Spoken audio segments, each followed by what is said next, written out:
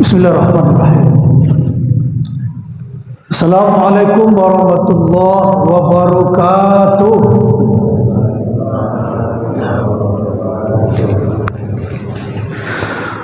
Alhamdulillahirabbil alamin. Alhamdulillahilladzi ahyana ba'dama amatana wa ilaihin nusyur. Asyhadu an la ilaha illallah, asyhadu anna Muhammadar Rasulullah sallallahu alaihi wasallam alladzi la nabiyya ba'dah. Rabbi shrah li sadri wa yassir li amri wahlul 'uqdatam min lisani yafqahu qawli. Senantiasa kita terus menerus bersyukur kehadirat Allah yang Maha Kuasa. Alhamdulillah, jantung kita masih berdetak, kaki kita masih bisa kita langkahkan, tangan masih bisa kita ayunkan. Itu semua berkat Allah Subhanahu wa ta'ala. Tidak ada ucapan yang paling indah kecuali senantiasa bersyukur dalam bentuk syukur fi'liyah, ibadah kepadanya. Dalam bentuk syukur lisaniyah, kita landaskan setiap ucapan-ucapan yang baik-baik berlandaskan ilahiyah kepada Allah. Mudah-mudahan kita senantiasa menjadi hamba-hamba yang senantiasa bersyukur kepada Allah.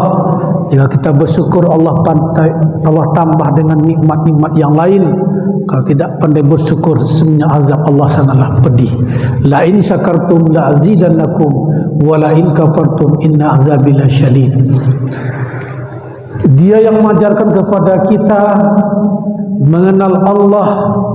Namanya ada 99, sifatnya ada 20, yang telah membawa manusia dari lembah kezaliman, dari lembah kegelapan kepada lembah ilal ma'rifah, mengenal Allah.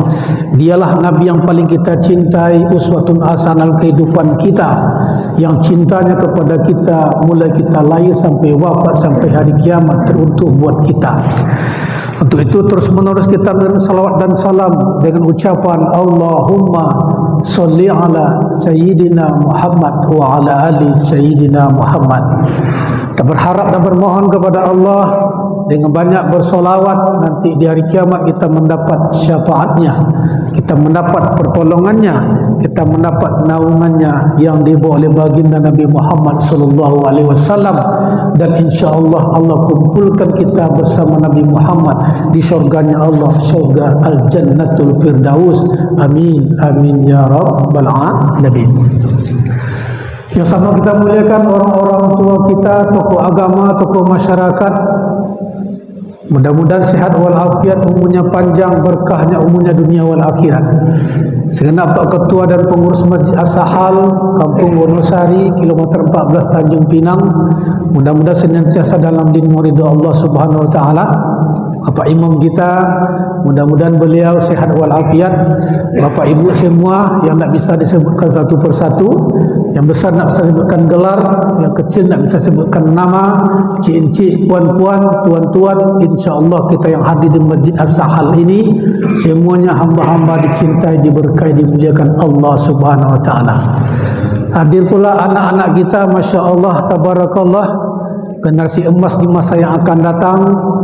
Mudah-mudahan anak-anak kita jadi anak yang soleh solehah, jadi orang-orang hebat, jadi orang-orang sukses di masa yang akan datang. Bapak Ibu dimuliakan Allah Subhanahu wa taala, subuh ini kita akan mengangkat sebuah tema tentang ikhlas akan membawa ketenangan dan ketentraman dalam hidup kita. Ini enggak berat nampaknya ni. Ustaz satu ikhlas tak datang subuh ini. Jangan-jangan dia bercakap ikhlas, ikhlas. Dia tak ikhlas. Alhamdulillah. Kalau tak ikhlas tak mungkin tak datang sampai hari ini. Betul? Walaupun terlambat sikit tadi. Tak juga yang tua kan. Kan tadi dari Korindo, mentua tadi. Alhamdulillah. Kita hadir ke masjid ini ikhlas atau tidak? InsyaAllah ikhlas, betul. Kita akan jelaskan nanti apa itu ikhlas, karena ikhlas ini makamnya sangat tinggi, Pak. Pertama makamnya adalah yaitu Muslim, Islam. Orang ketika bersyahadat, asyhadu alla ilaha illallah, asyhadu anna Muhammadar Rasulullah, dah level 1. Belum tentu solat dia, belum tentu dia zakat, belum tentu dia berpuasa, tapi dah masuk level 1. Ibarat mobil baru gigi 1 baru. Nak mau laju lagi mesti dioper gigi 2. Kalau dipasang gigi 1 bisa meletup mobilnya, atau muatannya tak stabil, apalagi pendakian mesti dioper gigi 2. Makam kedua naik sikit, itulah makamnya, namanya itu mukmin, baru beriman dia. Dia puasa, dia baca Quran, dia sholat. Karena banyak sekarang orang Islamnya Islam KTP. Tengok KTP-nya Islam, puasa nantilah, puasa besoklah, sholat nantilah, udah tua nanti. Muslim, mukmin. Naik level ketiga, muhsin, dia berbuat baik, berbuat amal, dia membantu orang, bekerja sama, bersosial, silaturahim. Naik level keempat, ini level mulai tinggi ni. Itulah itu mukhlis, orang-orang yang ikhlas. Kalau ikhlas itu tidak ada bercampur, dia murni, dia bersih. Seperti emas, menurut Imam Al-Ghazali, ikhlas itu adalah dia bersih, jernih, dan tidak bercampur dengan satu apapun. Sama dengan emas. Emas itu untuk mendapatkannya orang mesti mencari di bukit, di gunung, itu digali, kemudian diayak dengan kuali, kemudian dipanaskan, dibentuk, maka menjadi cincin dia, betul? Tak bercampur dengan perak, dengan zat besi, tak bercampur, murni. Itu pengertian ikhlas menurut Imam Al-Ghazali. Jernih, putih, tak bercampur. Maka dia beribadah tidak ada niatnya kecuali karena Allah. Menurut ulama yang lain, seperti Syekh Ibnu Athaillah, ikhlas itu adalah dia beribadah kepada Allah, karena zat yang disembah. Ini menurut Syekh Ibnu Athaillah. Maka dia bersih, jernih. Maka orang yang ikhlas itu adalah orang yang bersih hatinya, orang yang bersih, tidak ada niat solat karena si fulan. Ada orang solat karena mertua, ada orang solat karena segan dengan tetangga, dengan saudara. Ini bukan karena Allah, belum ikhlas lagi. Bapak Ibu dimuliakan Allah Subhanahu wa taala.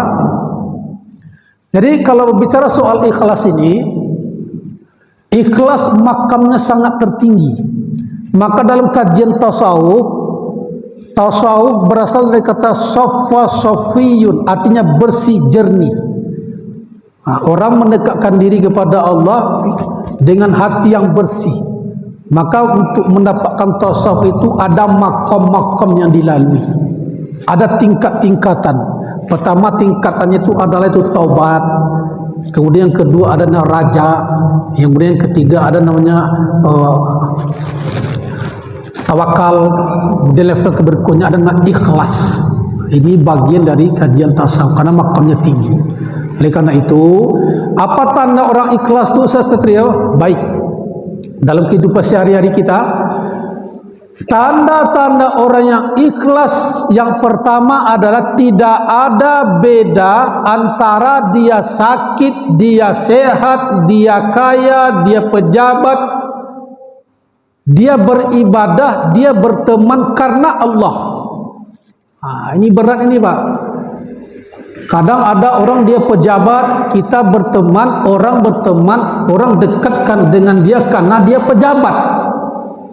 Ketika menjabat, sampai kepala ditundukkan, saking hormatnya. Tapi kalau tidak menjabat lagi, tak nampak lagi. Ini dipertanyakan keikhlasan. Jadi kalau orang ikhlas tak ada bedanya. Mau pejabat dia, mau rakyat, mau orang biasa, dia ikhlas bersaudara karena Allah. Mau sakit, mau sehat, mau kaya, mau miskin, dia beribadah kepada Allah sama. Kadang-kadang ketika kita sakit, 2 hari tak keluar masjid, solat, minta ampun, la ilaha illallah, la ilaha illallah, menangis. Ketika sehat dia, 2 kali ke masjid lagi, Idul Fitri, Idul Adha. Ini belum ikhlas lagi ni. Orang ikhlas tak ada beda dia. Maka tadi dari awal saya bilang ikhlas ni makannya tinggi ni, level 4 ini.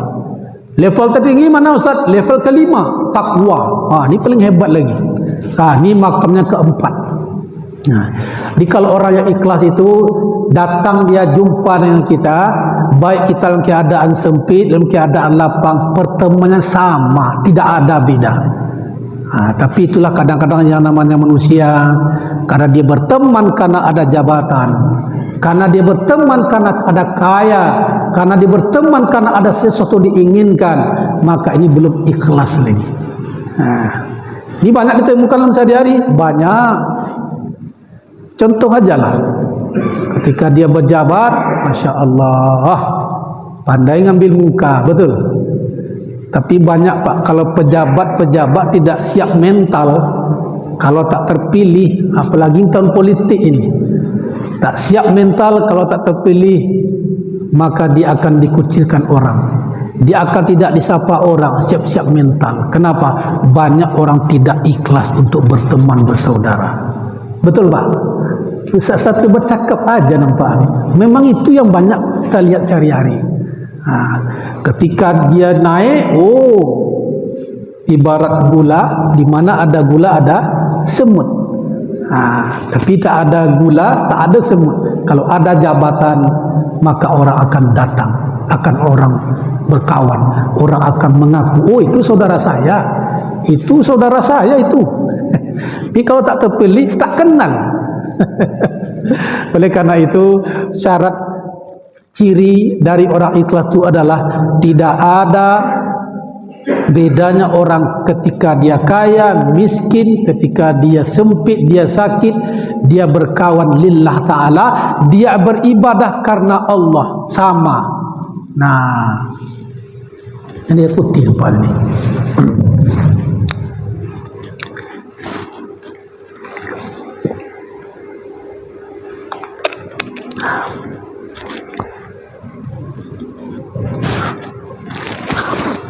Jadi kalau orang ikhlas itu adalah dia tidak bercampur, dia karena Allah Subhanahu wa ta'ala. Tidak ada pencampur, dia bersih jernih. Ada orang beribadah suka dilihat orang, itu bukan ikhlas, itu nama riya, sum'ah. Ketika dia sholat sendiri, lama takbirnya, usolli fardhu subuhi, Allah, lama pula. Ternyata orang left framing di sebelah. Tapi ketika sholat sendiri, seperti gorengan anak panas. Al-Fatihah sampai ayat 1 nafas.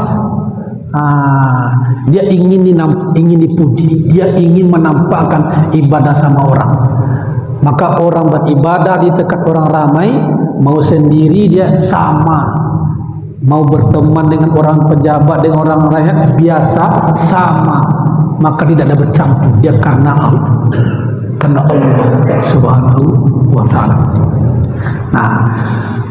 Banyak sejarah tentang keikhlasan. Salah satunya adalah sejarah yang amat sangat besar, yang sudah kita tidak asing lagi, sejarah Nabi Ibrahim alaihissalam. Ketika datang mimpi sampai 3 kali menyembelih anak, ketika itu hati yang ikhlas. Kenapa? Sangat berat Pak. 86 tahun berdoa kepada Allah baru dikasih keturunan. Pada seorang Nabi, seorang Rasul Allah, diberi anak Ismail, anak yang sedang lucu-lucunya, buah hati belahan jiwa, tapi anak itu pula diminta untuk dikorbankan oleh Allah. Ikhlas Kak Ibrahim? Ikhlas. ketika disembelih itulah dengan keikhlasan Ibrahim, maka Ismail ketika itu diganti dengan seekor domba. Ikhlas. Maka yakinlah kalau sudah ikhlas akan mendatangkan ketenangan, ketentraman dalam hidup. Tidak adanya di beban. Kenapa? Karena dia berdasarkan lillah ta'ala. Nah, begitu juga dalam bekerja. Kerja kita lakukan, yang pegawainya, yang TNI-nya, yang politikusnya, yang bisnisnya, yang rumah tangganya, maka mesti dalam hati ini ikhlas. Maka banyak orang sia-sia itu karena ikhlas, Pak. Kerjakan aja apa yang dikerjakan, kerjakan lillah ta'ala. Nanti Allah akan datangkan yang namanya ketenangan. Tapi kalau bekerja melihat ada yang diinginkan, ada tujuan, yakinlah itu akan membawa dalam hidup, yaitu hidupnya tidak menjadi ikhlas dan hidupnya itu tidak berkah. Kenapa? Karena ingin dipuji, ingin disanjung, karena tidak berdasarkan karena Allah. Nah, Bapak Ibu dimuliakan Allah SWT. Lalu syarat ikhlas kedua adalah orang yang ikhlas, dia beribadah karena Allah, baik solat sendiri, solat bersama, solat berjamaah, sama bagi dia. Tadi saya kasih contoh, ketika di masjid solatnya, kalau orang ikhlas itu dia tidak ada perbedaan dengan solat sendiri. Maka bagaimana solat berjamaah, bagaimana solat di rumah, sama dia. Nah, kadang-kadang orang solat di masjid ditengok orang, oh Masya Allah. Ketika di rumah cuma 2 menit selesai. Nah, jadi kalau orang ikhlas itu sama, baik dilihat orang ataupun tidak dilihat orang, nah dia sama. Bapak Ibu dimuliakan Allah SWT. Lalu orang yang ikhlas terlihat di dalam berpuasa. Itu dalam berpuasa itu yang nampak keikhlasan. Kenapa? Puasa itu yang tahu hanya dia dengan Allah.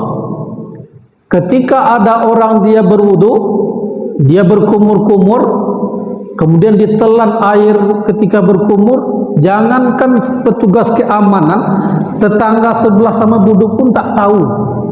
Kenapa? Karena ikhlas dia dan Allah yang tahu. Kalaulah dia pergi ke kamar mandi, tak nampak sama orang, bisa saja dia minum air di situ. Karena yang tahu itu ada Allah. Maka yang paling ikhlas itu adalah yaitu orang yang berpuasa.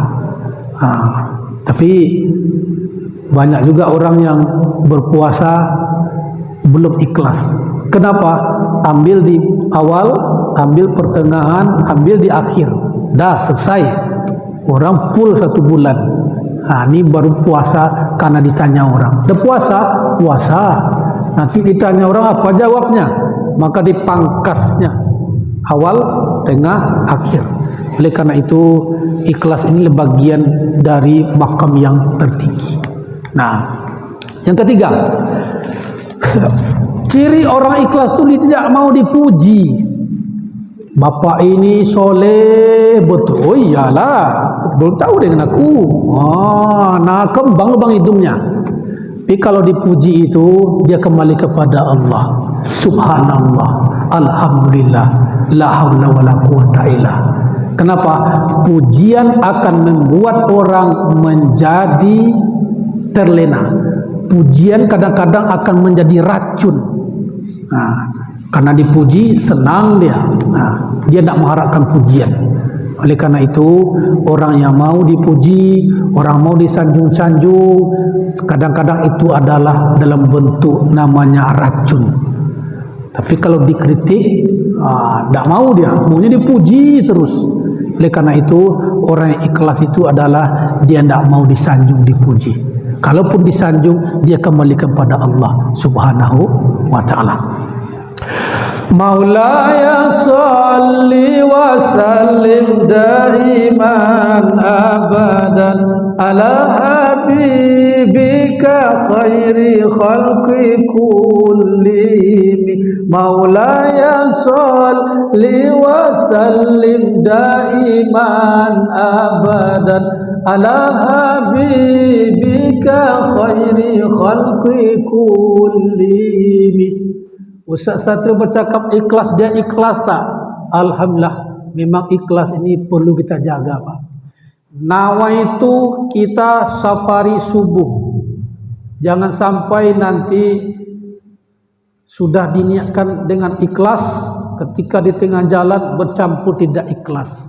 Kenapa? Karena macam-macam sambutan. Ada yang baik sambutan jemaah, ada yang tidak baik. Yang tidak baik saya tak datang lagi. Kita datang bukan untuk mencari nama, datang untuk menyampaikan ayat-ayat Allah. Keliling, Pinang, Bintan, macam-macam lah. Ini menguji keikhlasan. Hai Satrio, tujuanmu dakwah lillah ta'ala. Di dalam perjalanan macam-macam.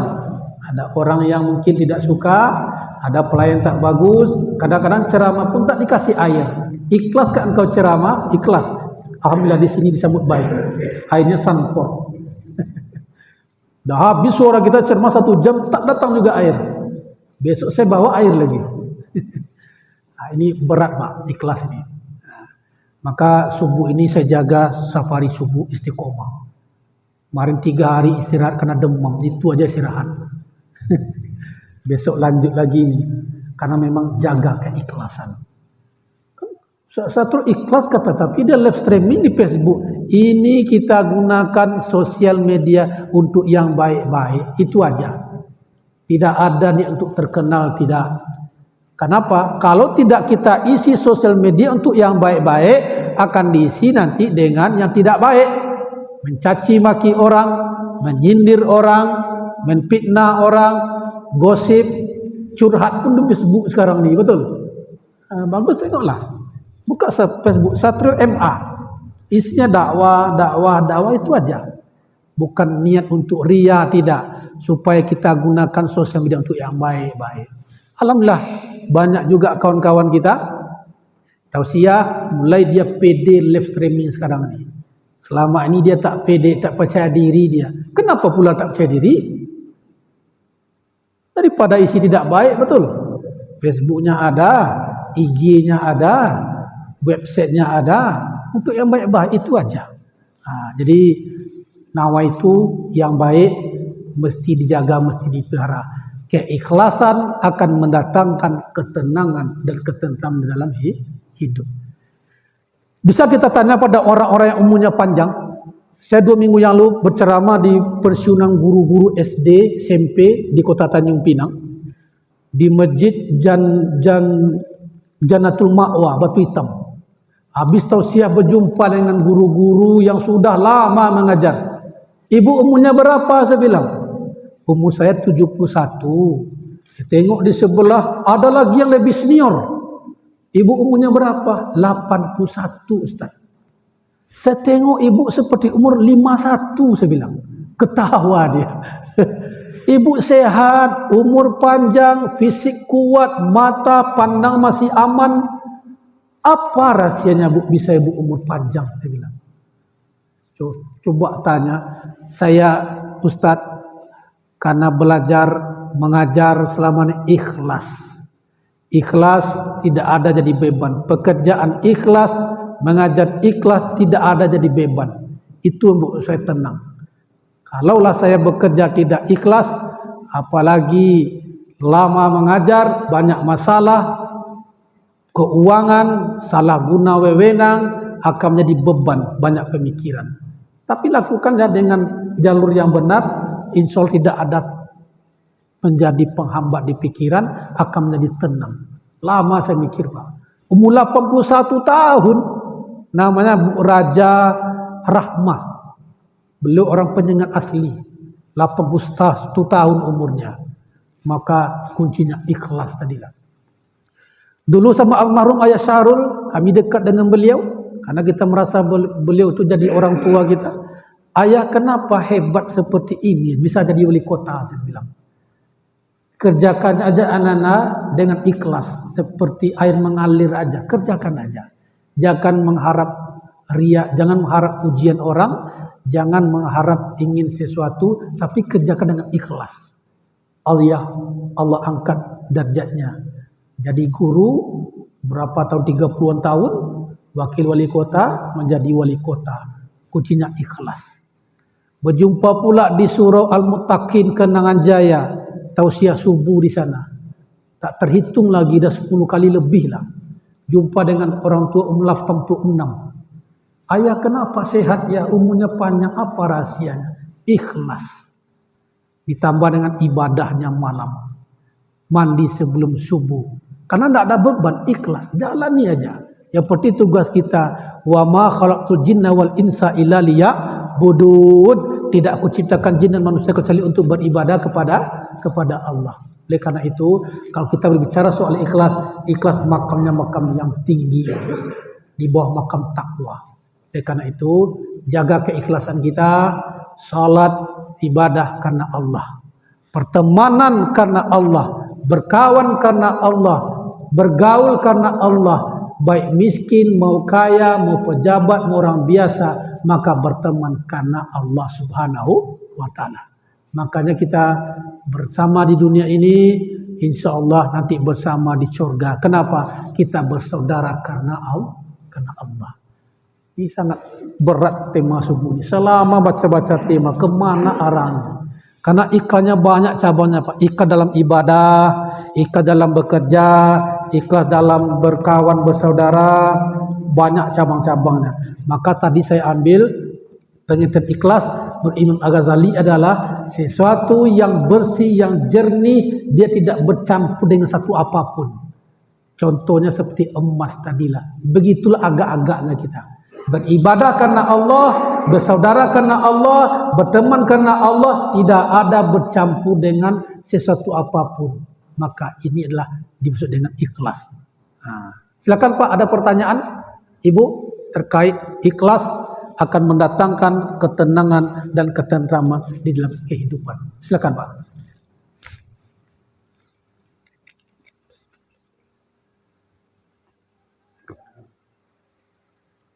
Ya.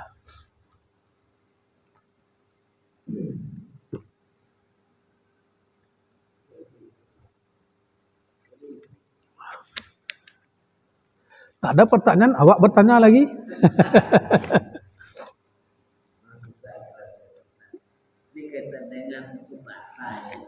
Siap. Itu dia. Ya.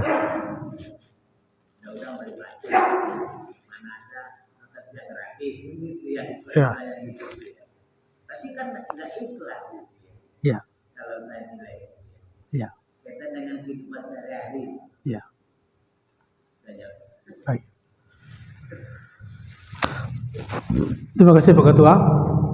Ada pamiu, ada istilah, ada pepatah yang sering kita dengarkan, ada udang di balik bakwan, ada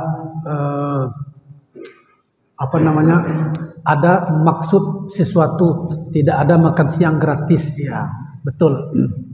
Inilah yang menjadi tradisi bagi kita.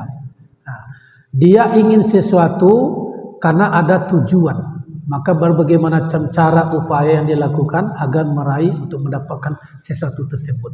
Tapi yakinlah, kalau kan tujuannya baik untuk mendekati, untuk menghampiri, untuk bersilaturahim, tujuannya baik, bukan tujuan untuk jahat. Tapi kalau tujuan untuk jahat, bagaimana untuk menyingkirkan si fulan, didekati pimpinan. Supaya apa? Supaya tujuan tercapai. Bagi berangkat dari niat yang tidak baik. Misalkan tujuannya baik, boleh. Kalau dalam dunia kerja, kantor, kalau kita mau menjadi orang yang cepat naik jabatan, mau cepat dipromosikan, dia itu baik dengan atasan. Bagaimana kita menunjukkan pekerjaan yang baik, cari-cari muka lah kalau bahasa kasarnya itu kan. Menunjukkan yang baik-baik, yang tak boleh menunjukkan tak baik. Orang yang bekerja, dia dapat nama. Orang yang buat program, dia yang punya. Ini yang tak boleh. Tapi misalkan tujuannya baik, niatnya baik, boleh. Daripada orang-orang yang ngambil muka, orang sudah berlupus-lupus kerja, dia dapat nama. Itu ide saya tuh. Itu program saya dulu tuh. Oleh karena itu terbantu kepada niat. Maka saya baca buku karang Imam An-Nawawi itu ada namanya yaitu kitab Hadis Ar-Ama'in. Urutan pertama ada dibahas tentang niat. Innamal a'malu bin niat. Sesungguhnya amal ibadah itu, pekerjaan itu tergantung kepada niat, tergantung niatnya. Kalau niatnya baik, dapat balasan baik. Tapi kalau niat dari awal tidak baik, maka tentu mendapatkan tidak baik juga. Tergantung niat Pak Ketua. Maka boleh. Kalau niatnya baik, insya Allah menjadi baik. Yang susah tuh ini termasuk kepada ngambil muka, mengambil yang namanya dia dengan orang mendapatkan nama yang baik, padahal bukan dia yang membuat. Ini yang bahaya. Kalau tujuannya baik, niatnya baik, insya Allah boleh. Maka fastabiqul khairat, berlomba-lombalah kamu untuk dalam hal kebaikan. Gitu Pak Ketua ya. Ya, itu niatlah. Ada anak kita di 1, 2, insyaallah. Mudah-mudahan besok lebih ramai lagi Pak Ketua. Insyaallah, amin. Silakan Pak.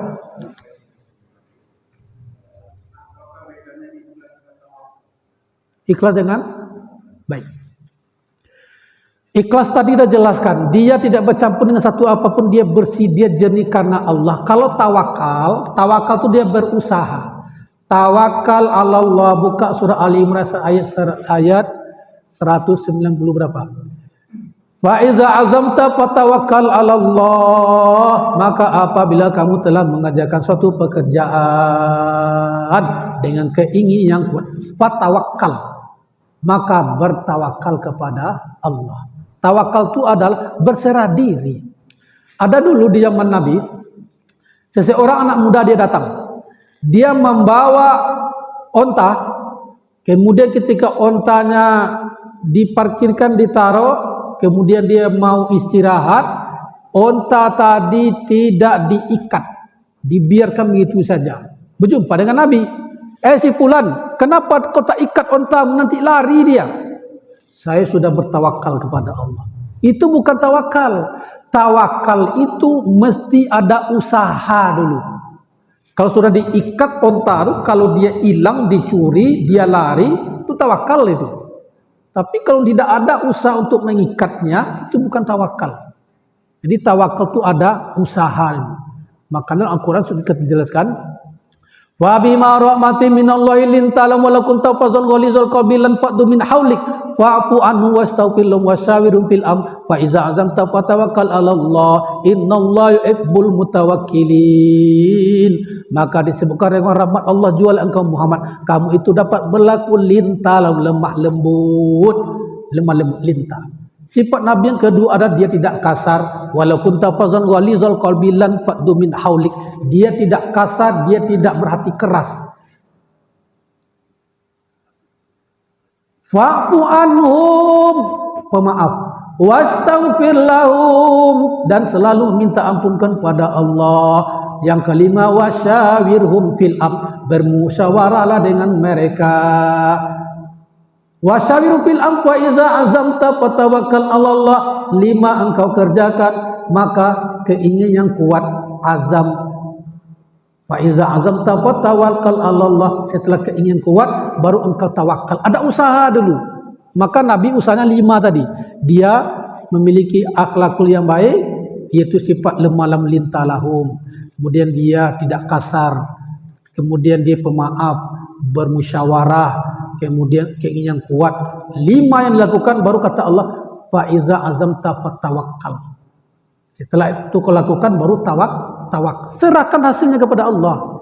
Innallaha yuhibbul mutawakkilin. Sesungguhnya Allah mencintai orang-orang yang bertawakal. Jadi tawakal itu Pak, mesti ada usaha. Kadang orang mau menjadi orang sukses, tapi usaha malas. Di usaha dulu, fantasiru fil ard, bekerja, baru fantasiru fil ard, bertebar di muka bumi ini, hasilnya kita serahkan kepada Allah. Usaha. Jadi kalau orang tidak usaha, yang penting tawakal. Tawakal itu adalah usaha. Orang tidak berusaha itu bukan tawakal namanya. Jadi kalau sudah bertawakal baru serahkan hasilnya kepada Allah Subhanahu wa taala. Itu perbedaannya, Pak. Kalau orang yang ikhlas karena Allah tidak bercampur. Orang tawakal itu adalah dia berusaha.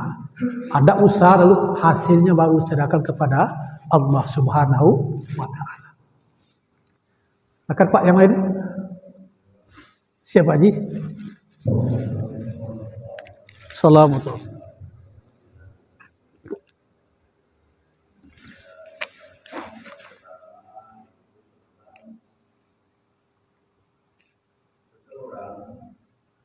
Memberikan sesuatu sedekah atau apapun bentuknya, kemudian masjid dan sebagainya, itu dalam hati dia ikhlas. Tapi saya pernah mendengar dari ulama mengatakan bahwasanya sesuatu yang diberikan di jalan Allah walaupun dengan ikhlas tapi dia tidak melaksanakan ibadah sholat, katanya apa yang diberikan sia-sia, apa betul seperti itu?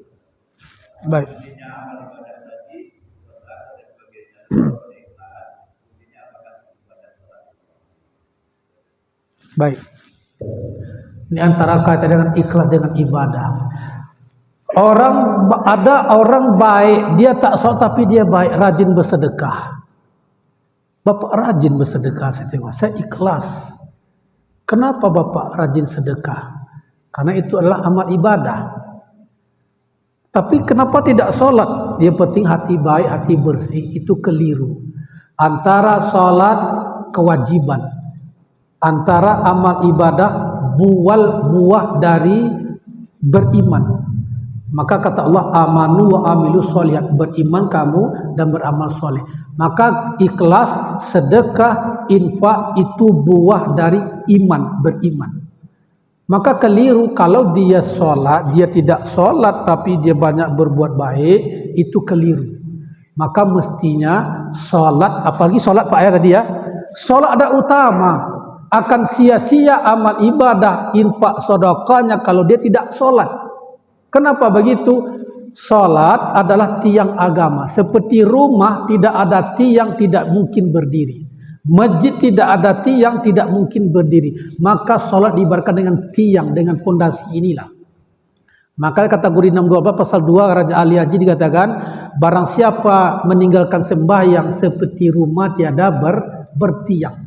Barang siapa meninggalkan puasa tidaklah mendapat 2 tamasya. Barang siapa meninggalkan zakat tidaklah hartanya memperoleh berkat.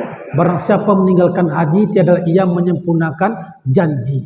Jadi kalau terkait solat, sebanyak apapun infak sedekah, kalau solat tidak didirikan, tidak ditegakkan, akan menjadi amal sia-sia dia. Kenapa? Awalam yuasibu fi amri yaumil qiyamah. Yang pertama ditanya nanti di hari kiamat bukan tentang sedekahmu, bukan tentang baca Qur'anmu, bukan tentang puasamu, tetapi yang pertama ditanya ada tentang solat. Maka solat kalau kita logikakan, Pak, solat itu nilainya sama dengan 1. Kalau sedekah nilainya 0. Kalau orang solat nilainya 1. Datang sedekah datang 0. 1 tambah 0 10. Baca Quran datang 0 1 lagi 100. Kemudian datang pula dia membantu orang, datang lagi 0 1 1000 menjadi nilai dia. Tapi kalau sholat tidak ada, angka 1-nya tidak ada, dia infak untuk masjid 100.000 rupiah, nilainya 0. Dia membantu orang, datang lagi nilai 0. Kemudian dia datang pula untuk memberi bantu fakir miskin, dia banyak duitnya, banyak atas, datang lagi 0. 3 nolnya punya nilai, tak punya, tak dapat nilai. Maka menjadi penentu angka 1-nya sholat. Maka kalau sholat tidak ditegakkan sebanyak-banyak apapun amal ibadah akan menjadi sia-sia. Kenapa? Sholat seperti rumah masjid inilah. Ini kalau sedekah seperti lampu inilah, Pak. Seperti jam inilah. Lampu cantik, jam dinding yang bagus, kalau tidak ada pondasi tiang tidak mungkin berdiri dia. Jadi kalau terkait dengan sedekah itu buah dari iman. Kalau orang beriman dia sholat, maka lahirlah tentang infak sedekah. Tapi kalau imannya kepada Allah tidak, kemudian lahir sedekah infak banyak, akan menjadi sia-sia. Kenapa? Salat tidak dikerjakan. Oleh karena itu, tentang salat adalah sesuatu yang wajib, yang tidak bisa ditunda-tunda, yang tidak bisa dimaafkan, karena ini adalah pertanggungjawabannya dunia sampai akhirat. Yang pertama ditanya adalah tentang salat.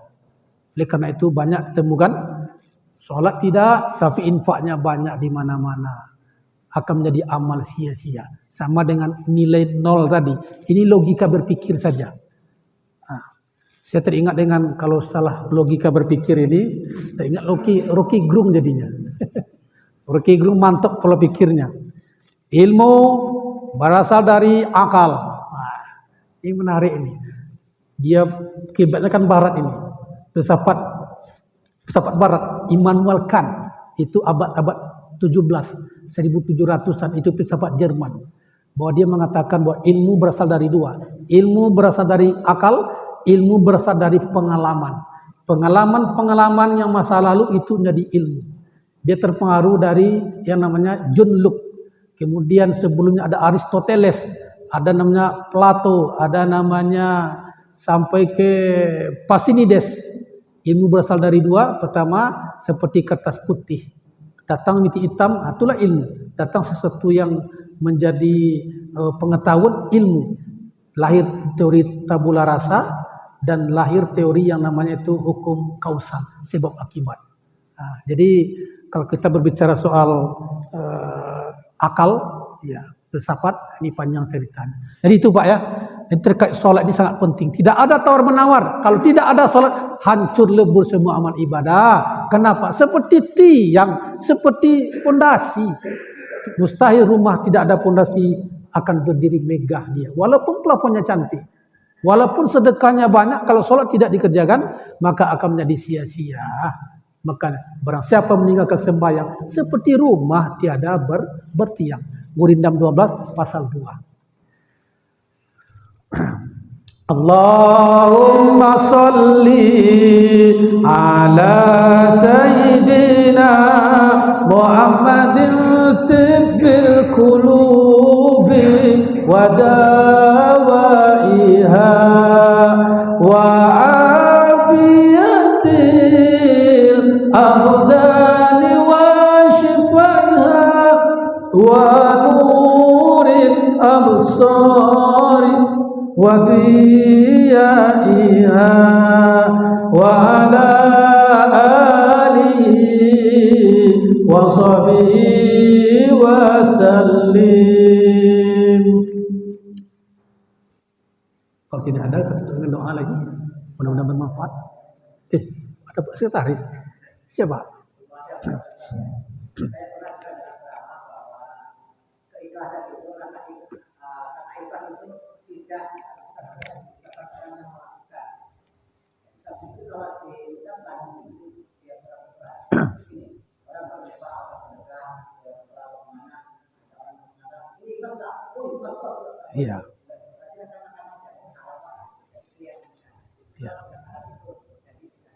Iya. Ikhlas ini maknanya sangat luas sekali. Yang penting dia di dalam hati. Ya, walaupun diucapkan ikhlas, hati soal ikhlas ini. Hati itu dia tidak bercampur dengan sesuatu yang bercampur bau dengan bukan karena Allah. Di hatinya ikhlas, disebutkannya ikhlas. Apa yang ada di hati itu yang diucapkan berarti ikhlas. Tapi yang susahnya di hati tak ikhlas. Ikhlas tak? Ikhlas. Padahal dia bersedekah itu bukan karena ikhlas. Karena banyak ditengok orang. Orang sedekah 20.000, 50.000. Awak tak sedekah, malu lah. Malu karena orang sedekah dia. Jadi kalau masalah ikhlas ini di hati Pak.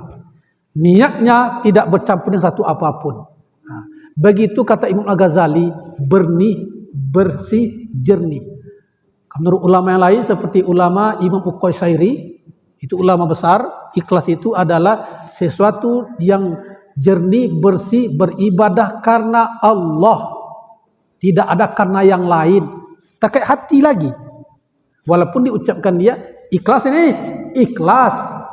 maka hati sebenarnya. Tapi kalau hati tidak ikhlas diucapkan di mulut ikhlas, itu bukan ikhlas karena hati pertanyaannya. Maka ikhlas ini yang tahu adalah antara seorang hamba dengan Allah. Kenapa? Orang nggak bisa tahu hati seseorang, Pak. Betul. Orang ini ikhlas tak tahu kita, Pak. Tergantung nama itu dialah. Hanya dia yang Allah yang tahu. Karena itu kalau ada mengatakan tadi tentang hati dialah, niat dialah. Kalau niat ada ikhlas diucapkan dengan ikhlas, ikhlas. Boleh kembali kepada hati seseorang hamba. Ya mudah-mudahan ya orang-orang yang demikian ya hatinya ikhlas lah. Ya, ikhlas merupakan makam yang sangat tertinggi. Dia di bawah level muttaqin, di level orang-orang yang bertakwa. Mudah-mudahan kita semua sehat selalu. Lain waktu kesempatan kita berjumpa lagi karena semakin siang hari ada pekerjaan lain, masing-masing kita akan pulang ke rumah. Mudah-mudahan pekerjaan subuh ini membawa keberkahan kepada kita. Mari kita jaga keikhlasan dalam hal apapun. Pekerjaan, berkantor, berdinas, berbisnis, ekonomi, politikus, apapun itu, kalaulah ikhlas, insya Allah Allah akan datangkan ketenangan. Karena dia bukan mengharapkan pujian, karena bukan mengharapkan sesuatu, karena diharapkan satu, lillahi ta'ala. Haziniyah wa kuluniyah as-solihah al-fatihah. أعوذ بالله من الشيطان الرجيم بسم الله الرحمن الرحيم الحمد لله رب العالمين الرحمن الرحيم مالك يوم الدين إياك نعبد وإياك نستعين اهدنا الصراط المستقيم صراط الذين أنعمت عليهم غير المغضوب عليهم ولا الضالين آمين. أعوذ بالله من الشيطان الرجيم بسم الله الرحمن الرحيم الحمد لله رب العالمين والعاقبة للمتقين والصلاة والسلام على أشرف الأنبياء المرسلين وعلى آله وأصحابه أجمعين. اللهم اغفر لنا ذنوبنا ولوالدينا وارحمهما كما ربيانا صغيرا. ربنا ظلمنا أنفسنا وإن لم تغفر لنا وترحمنا لنكونن من الخاسرين. اللهم اجعلنا من التوابين واجعلنا من المتطهرين واجعلنا من عبادك الصالحين. اللهم يا الله يا رحمن يا رحيم يا عزيز يا جبار يا متكبر. Kami berkumpul pada subuh yang penuh keberkahan ini ya Allah, di rumahmu yang suci yang mulia ini ya Allah, di Masjid Asal Kampung Wonosari kilometer 14 Kota Tanjung Pinang. Curahkanlah keberkahan, rahmat, ridho, kasih sayangmu kepada kami yang hadir di Masjid Asal ini ya Allah. Berkahi umur kami ya Allah, panjangkan umur kami dunia wal akhirat ya Allah. Ya Allah, ada di antara kami yang sakit, angkatlah penyakitnya ya Allah, sehatkan seperti sedia kala ya Allah, agar maksimal beribadah kepadamu ya Allah. Ya Allah, takdirkan kami ya Allah menjadi hamba-hamba yang mukhlisin, hamba-hamba yang ikhlas ya Allah, bekerja, berinfak, bersedekah, bergaul, berteman karenamu ya Allah. Ya Allah, luaskan, lapangkan rezeki kami. Andaikan rezeki kami jauh di atas langitmu, maka turunkanlah ya Allah. Andaikan rezeki kami jauh antara barat dan timur, maka dekatkanlah ya Allah. Andaikan rezeki kami jauh di perut bumi, maka keluarkanlah ya Allah, agar bisa kami berinfak, bersedekah, berzakat, berwakaf, membantu sesama kami ya Allah. Ya Allah, matikan kami kelak mati husnul khatimah, mati yang baik, mengucapkan kalimat la ilaha illallah Muhammadar Rasulullah. Kami mohon padamu ya Allah, masukkan kami ke syurgamu, syurga Al-Jannatul Firdaus bersama kekasihmu Nabi Muhammad sallallahu alaihi wasallam. Ya Allah, terimalah doa kami ya Allah, ijabalah segala permintaan kami. Rabbana atina fid dunya hasanah wa fil akhirati hasanah wa qina azabannar. Subhana rabbika rabbil izzati amma yasifun wa salamun alal mursalin walhamdulillahi rabbil alamin. Taqabbalallahu minkum inna wa minkum taqabbal ya karim. Bapak Ibu, terima kasih banyak. Terima kasih banyak Pak Ketua. Mudah-mudahan apa yang disampaikan bermanfaat. Lain waktu kesempatan mudah-mudahan kita umur panjang, lebih kesempatan lagi untuk menyampaikan agama Allah. Mudah-mudahan kita semuanya sehat badan, umurnya panjang. Amin ya rabbal alamin. Kami tutup dengan ucapan amin. Assalamualaikum warahmatullahi wabarakatuh.